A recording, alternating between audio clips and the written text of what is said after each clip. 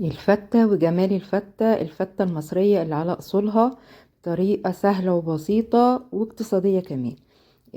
معايا هنا طبعا اللحمة اللي أنا هعملها. طبعا القطع اللحمة اللي عندك خلاص. هحط معلقة سمنة في قلب الحلة، وطبعا لازم سمنة، اوعي تحطي زيت، لازم سمنة، أي سمنة عندك، سمنة بلدي، سمنة علب، أي حاجة.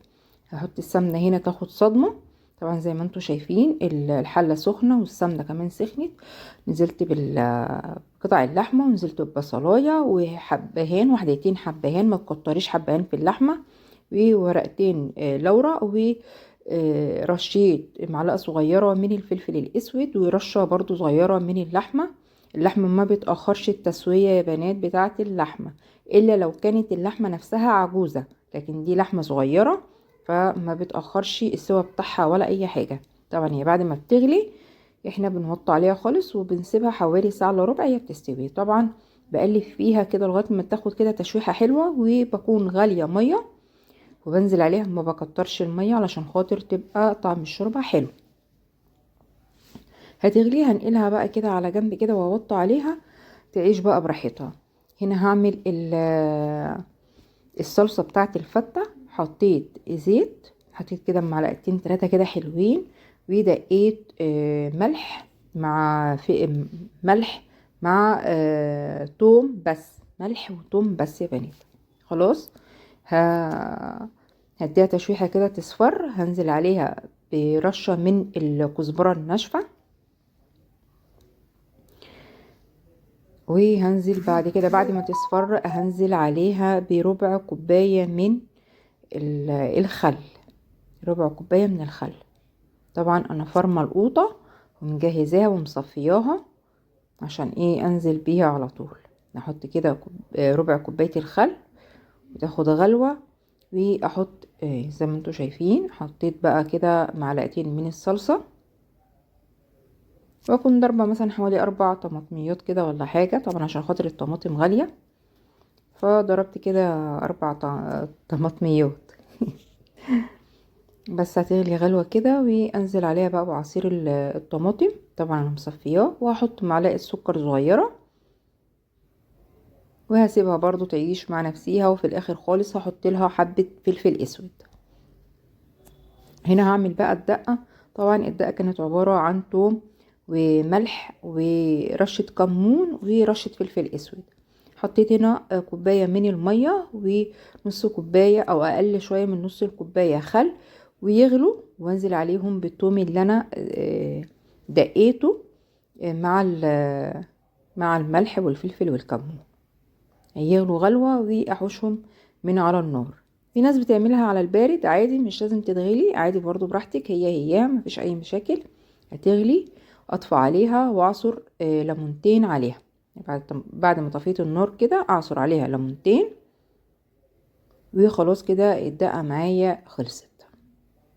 الطريقة سهلة وبسيطة يا بنات، واعملوها وان شاء الله تعجبكم قوي قوي قوي. انا بعمل الفتة دي بصراحة بتعجبهم قوي. هنا بقى هعمل الرز.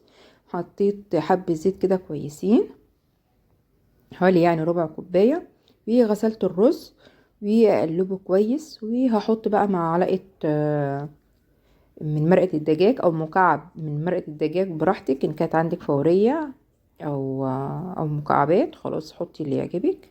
واحط ملح، واشوح في الرز كده تشويحه كده حلوه. لازم الرز يتشوح يا بنات عشان خاطر يبقى مستوي كله زي بعضه، لكن لو مش شوحش حلو هيبقى رزايه مستويه ورزايه نيه، خلي بالكم من الموضوع ده. وهنزل بالميه، هظبط الملح بتاع الرز ويغلي واوطي عليه. طبعا هكون مغطياه واسيبه، اول ما يغلي اوطي عليه كده ويعيش مع نفسه على نار هاديه. هنا بقى هعمل العيش. جايبه العيش كده، ده طبعا زيت. جايبه الفرشه بقى بتاعتي، وادهن العيش كده بدهن الزيت من فوق ومن تحت، واحطه يتحمص في الفرن. برضو في ناس بتحبه يتحمر في الزيت، تحب تحمر العيش في الزيت، بيبقى طعمه حلو قوي قوي يا بنات، بيبقى احلى من كده كمان. بس بصراحه بياخد كميه زيت، بيشرب زيت. وعندي صراحه صاحب البيت ما بيحبش العيش يبقى متحمر في قلب الزيت، لكن احنا بنحبه يبقى متحمر في الزيت. بس قلت يعني عشان مبقاش فيه مشكله، يبقى خلاص هنحمره كده هنحطه يتحمص في قلب الفرن. طبعا انا شغلت النار. انا طبعا هنا كسرت العيش وحطيت كده بقى في الصينيه عشان احضر واخلص الفته. حطيت كام معلقه من الدقه، وحطيت معلقتين 3 كده من الصلصه، واقلب.